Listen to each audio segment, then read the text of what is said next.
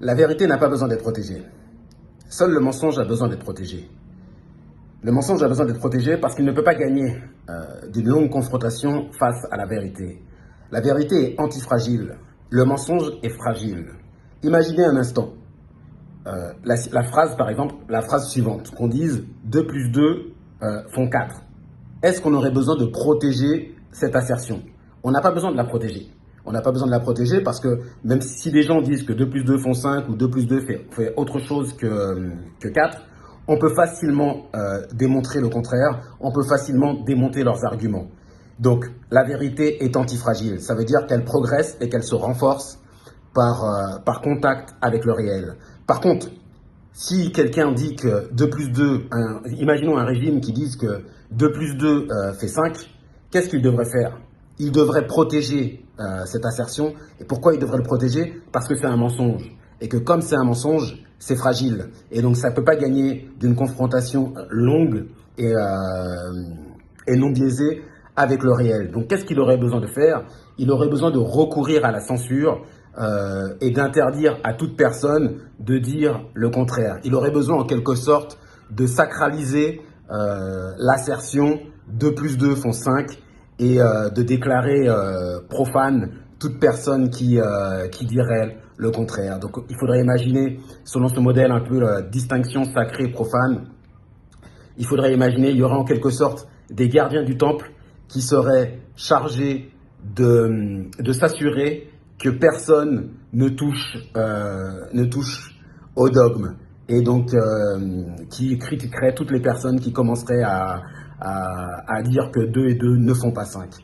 Donc, ce que je veux dire par là, c'est que la vérité n'a pas besoin d'être protégée parce qu'elle gagne ses confrontations avec le réel, elle est antifragile, alors que le mensonge a besoin d'être protégé parce que, de par sa nature, il est fragile. Imaginez, il y a un auteur que j'aime bien qui s'appelle, l'un de mes auteurs préférés d'ailleurs, qui s'appelle George Orwell. Et dans son livre 1984, il parlait de quelque chose. À l'époque, les gens rigolaient, c'était le ministère de la vérité. Les gens rigolaient à l'époque, mais George Orwell, c'était un visionnaire. Il a été capable de projeter en fait les tendances de son époque pour voir à quoi ressemblerait l'avenir.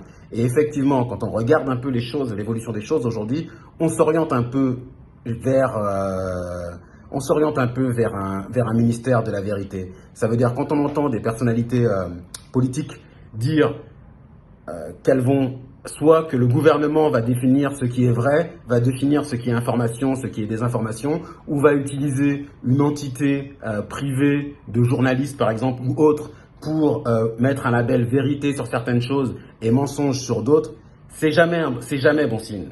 C'est jamais bon signe.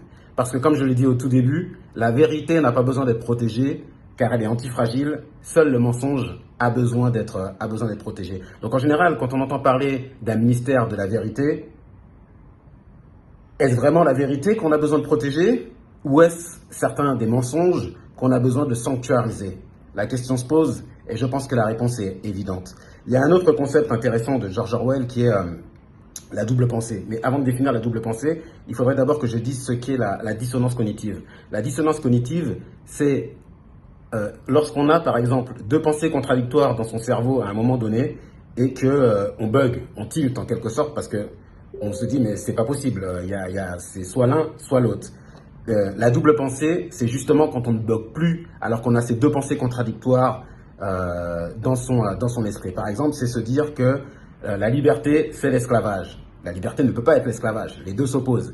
Mais la personne qui est capable de double penser, par manque d'éducation ou par matrixage en quelque sorte, elle est capable d'avoir les deux pensées contradictoires dans son esprit à un instant T, ou elle est capable de se dire qu'à un moment T, la liberté c'est bien, à un moment T plus 1, la liberté c'est mal, et ensuite la liberté c'est bien. Selon, dans le livre, c'est les directives du parti, et donc là ce serait selon la parole médiatique en quelque sorte, selon la parole médiatique du moment. Donc voilà, c'est une petite vidéo qui m'a été inspirée par un fait d'actualité quand j'ai entendu parler d'un bureau Veritas. Je me suis dit, mais qu'est-ce que c'est encore que cette connerie? Et je vois qu'il n'y a pas tant de gens qui réagissent dessus, alors que ça me semble être complètement fou. Enfin, comment on a fait pour en arriver là? enfin, entendre que ce soit le gouvernement ou des journalistes parler de définir la vérité, donc s'accorder, s'octroyer une espèce de monopole de définition de la vérité, c'est jamais une bonne chose. C'est jamais une bonne chose. Et quand on entend autant de personnes parler comme ça, crier, hurler sur la vérité, comme je l'ai dit, les seules choses qui ont besoin d'être protégées, c'est le mensonge. Parce que le mensonge est fragile. La vérité se protège elle-même parce qu'elle est antifragile.